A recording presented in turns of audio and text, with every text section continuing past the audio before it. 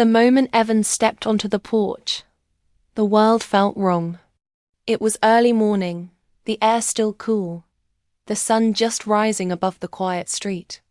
He blinked, rubbed his eyes, and stared again at the driveway, an empty rectangle of concrete where his brand new midnight blue car had been parked just hours earlier. For a second, he thought he was still half asleep. Maybe he had parked on the street. Maybe he'd forgotten something. But deep down, in the place where certainty lives, he knew he hadn't forgotten anything. His car was gone. His breath caught in his throat as he walked slowly toward the empty space. His heartbeat sped up, pounding in his ears. That car wasn't just a car. It was years of saving, months of overtime shifts, countless nights when he'd stayed home while his friends went out because he refused to spend a single extra dollar. Buying it had been the first moment in his life when he felt he was finally building something for himself. And now it had vanished without a sound. Evan spun around and rushed back inside, his shoes squeaking against the hallway floor. His parents sat at the kitchen table, sipping coffee as if nothing unusual had happened. The normalcy of the scene almost made him dizzy. He stood in the doorway with his hands on the frame, trying to steady his voice. "Where's my car?" His father lowered the newspaper with a slow, uncomfortable sigh. His mother set her mug down and folded her hands together.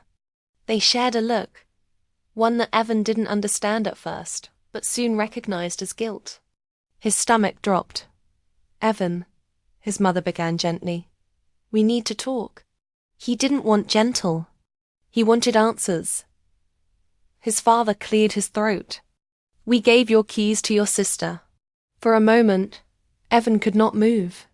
The words hung in the air, heavy and unreal. His mind refused to process them. It felt like someone had pressed pause on the world, leaving him frozen in place while everything inside him twisted, cracked, and shook. "You what?" he asked, his voice thin. His mother leaned forward as if reaching for calm. "Your sister had an emergency. She needed a car. We thought... You thought you could give away something that wasn't yours."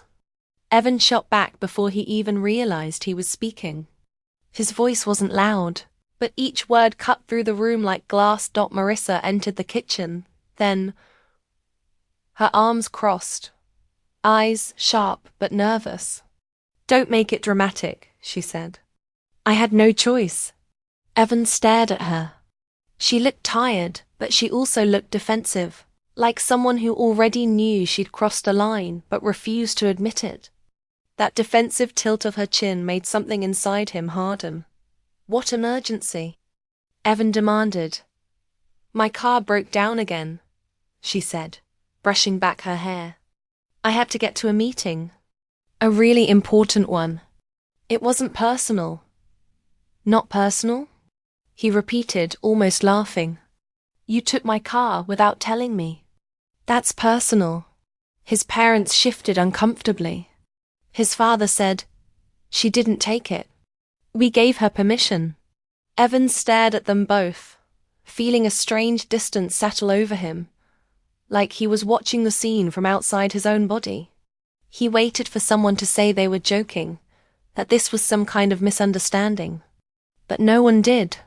They sat in silence, their faces tight with the certainty that they had made the right choice, or at least a choice they believed Evan should accept.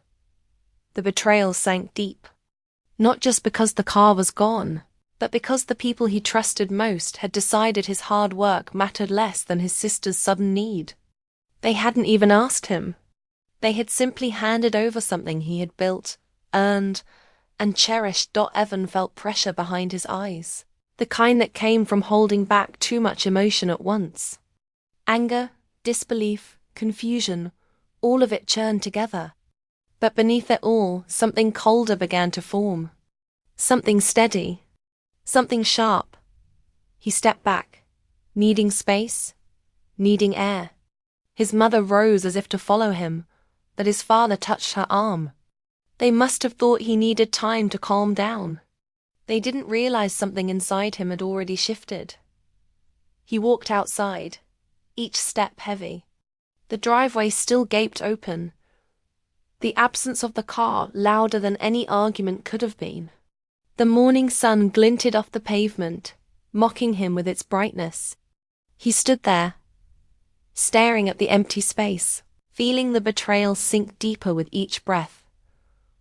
He thought about the long nights he had worked, the early mornings, the sacrifices, the pride he'd felt when he drove the car home for the first time. His parents had smiled, said they were proud of him. Now that memory felt stained. He thought about Marissa. How she always seemed to need something, always had something urgent, always expected things to work out for her somehow. Growing up, Evan had been the steady one, the responsible one, the one who made do while she stumbled from one crisis to another. His parents had always rushed to rescue her, and now they had done it again. But this time, the cost was too high. Evan clenched his jaw as a new thought entered his mind. It wasn't loud or dramatic. It didn't burst forth like anger. Instead, it arrived quietly, almost politely, settling in his chest with an icy calmness. I'll make her understand what she's taken from me. It wasn't revenge born from rage. It was the kind born from clarity. The kind that formed when a person realized they had been pushed too far for too long. He wasn't thinking about hurting her or getting even in some wild way. But he wanted her to feel the weight of what she had done. He wanted her to finally see that her choices had consequences, that she couldn't keep pulling others into her storms, and expecting forgiveness every time. He wasn't sure how he would do it yet, but he felt the idea settling into place, growing roots. He glanced back at the house, the lights warm behind the windows, and felt a sudden distance from everything inside it. The family he trusted had betrayed him. His sister had taken what he valued most. And now, something inside him had awakened. A desire not just to react, but to reclaim something deeper than the car. His sense of respect, control, and worth. The morning that had started with an empty driveway now carried a different emptiness, one inside him. But it also carried a new resolve. Evan turned away from the house and walked down the driveway, each step steady, each breath calmer than the last. He felt hurt, yes, but beneath the hurt, a plan was forming, fast, sharp, and unstoppable. And though he didn't know it yet, this was the beginning of a long path, one that would test everything he believed about loyalty, justice, and the thin line between standing up for himself and stepping into the darkness of revenge.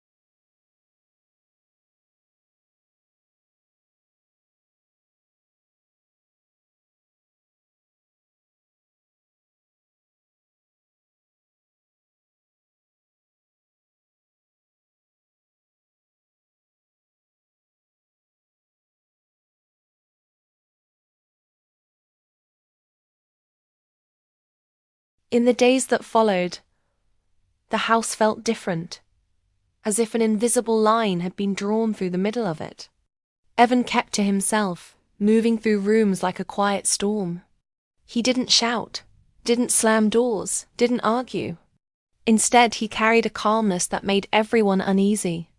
His parents tried to treat things as normal, asking harmless questions about work, school, or his plans for the weekend. But Evan answered with short, polite words that revealed nothing. The lack of emotion in his voice worried them more than anger ever could. He felt like he was living in two worlds at once. On the outside, he went to work, made small talk, and kept up with his responsibilities. On the inside, he replayed the moment his parents had told him they gave his keys away. That moment had become a sharp memory, one he couldn't smooth no matter how hard he tried. Every night when he lay in bed, staring at the ceiling, he felt the same cold twist in his chest, the sense of being betrayed by the people he trusted most. But what disturbed him even more was the rising thought he couldn't shake. He wanted his sister to feel what he felt, not through violence or destruction. He wasn't that kind of person. But through consequence, through clarity, through a moment where she finally realized that her actions had weight. A moment where she could no longer hide behind excuses, crises, or the protection their parents constantly gave her. Revenge wasn't something Evan had ever considered before. He'd always been patient, always the one to stay calm while others lost control. But now patience felt like weakness. Calm felt like silence. And silence felt like letting people walk over him. He didn't want to be someone others could take advantage of anymore. During his lunch break at work, he found himself opening a blank note on his phone, then closing it again a moment later. The idea of planning anything felt strange, heavy. But as he sat alone in the employee break room, he realized something important. Doing nothing would hurt him more than anything else. If he stayed quiet, if he let this situation fade like every other time Marissa caused chaos, nothing would ever change. She would continue drifting through life expecting others to fix her problems, and he would continue holding his breath, waiting for her next disaster to land on his doorstep. But he didn't want to destroy her life. He just wanted to shift the balance. That evening when he returned home, he found the house as tense as ever. His mother cooked dinner in near silence. His father watched television without really watching, and Marissa stayed in her room with the door closed. Evan sat at the table, pushing food around his plate, his mind racing. He considered confronting her, demanding an apology. But he knew her. She'd apologize, cry a little, say she didn't mean to hurt him, and everything would go back to the way it had always been. That wasn't enough anymore. He needed her to understand the depth of what she had done. Not just the action of taking the car, but the pattern behind it. He needed her to see the years of small cuts she had delivered without realizing they were wounds. Later that night, he heard her talking on the phone outside in the backyard. He didn't mean to eavesdrop, but the sliding door was cracked open, and her voice carried through the gap. She sounded stressed, not confident or careless like he expected, but genuinely strained. I know, she said softly. I'm trying. I can't afford to lose this job. If I miss one more shift, they'll let me go. My car died again today. I didn't have a choice. Evan stood in the kitchen, hidden behind the wall, listening. There was no triumph in her voice.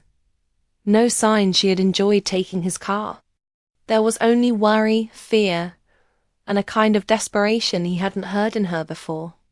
She continued, I'll pay him back somehow. I panicked. I didn't know what else to do. Evan felt his own anger flicker.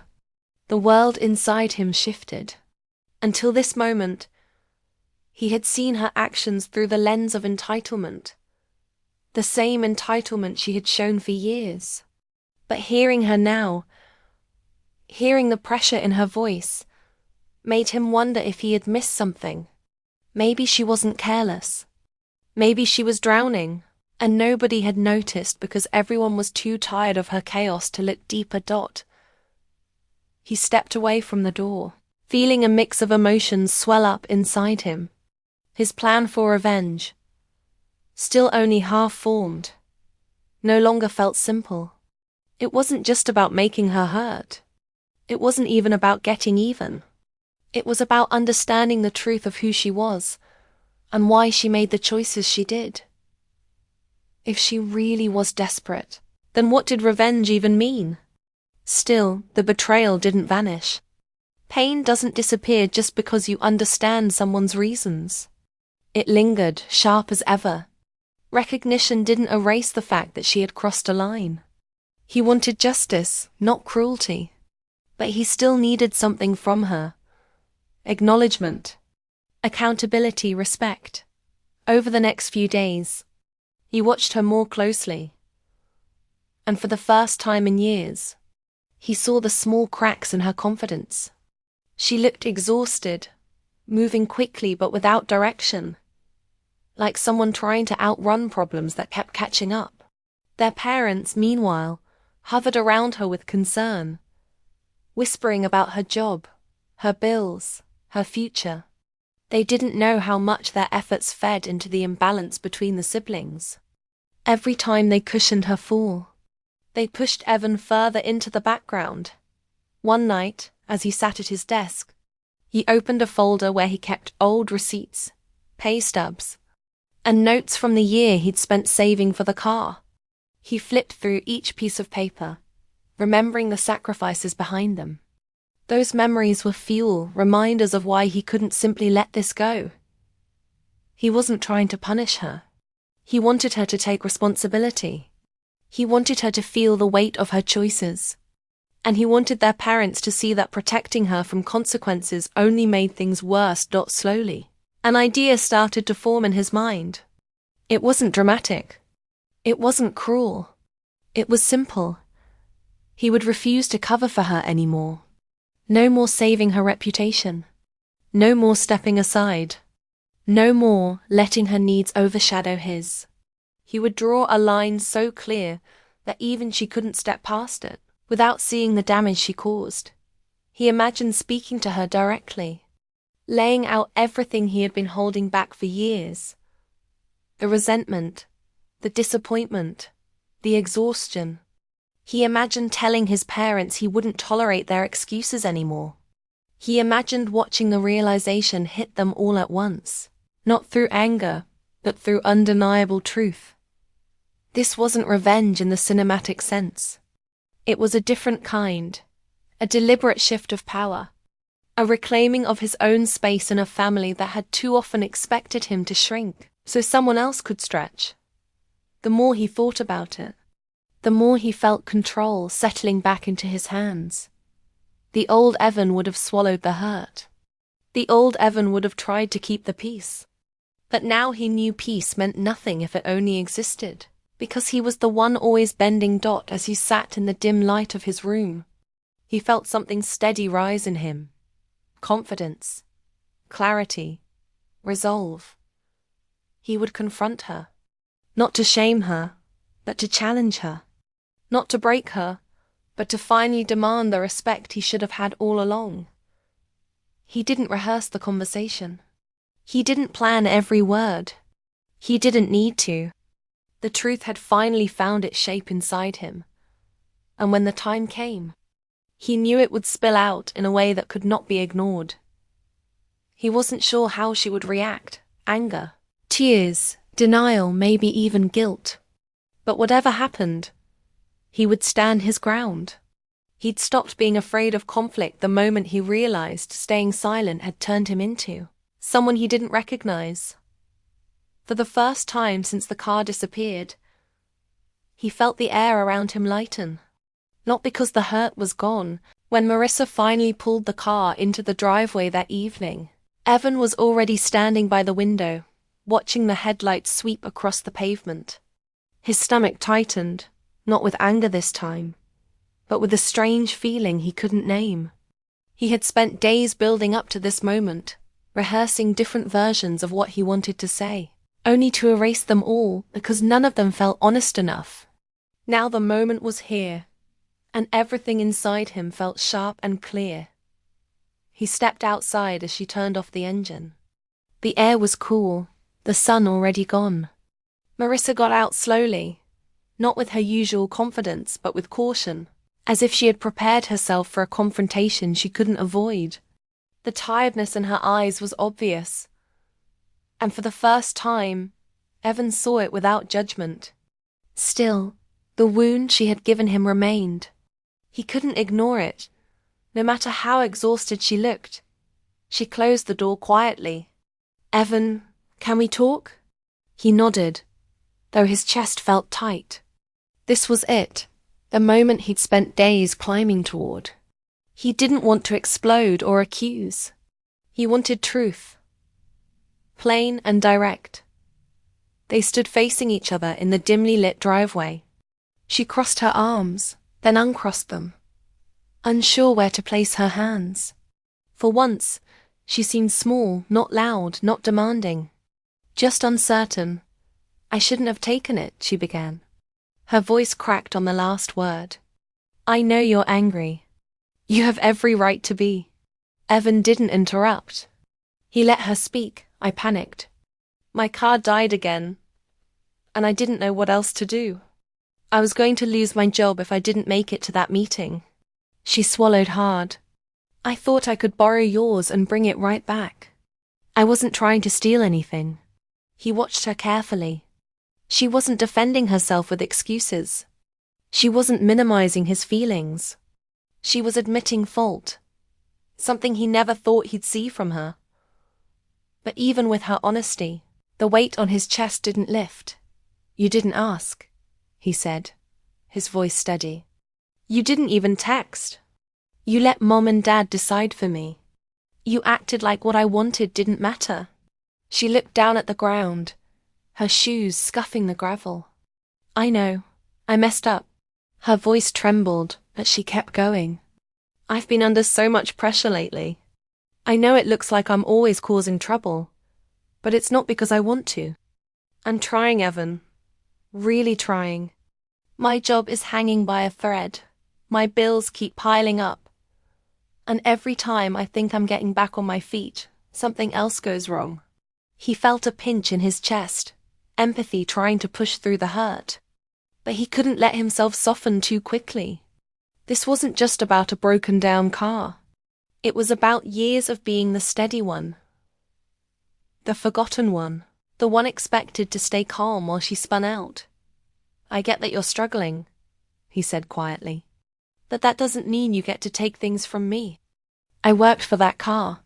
Every shift. Every hour. It meant something to me. And you treated it like a spare tool you could pick up whenever your life got messy." She lifted her head, eyes shining. "I didn't think about what it meant to you. That's the worst part. I acted like your work didn't matter. I'm sorry. It wasn't dramatic. It wasn't exaggerated. It was genuine."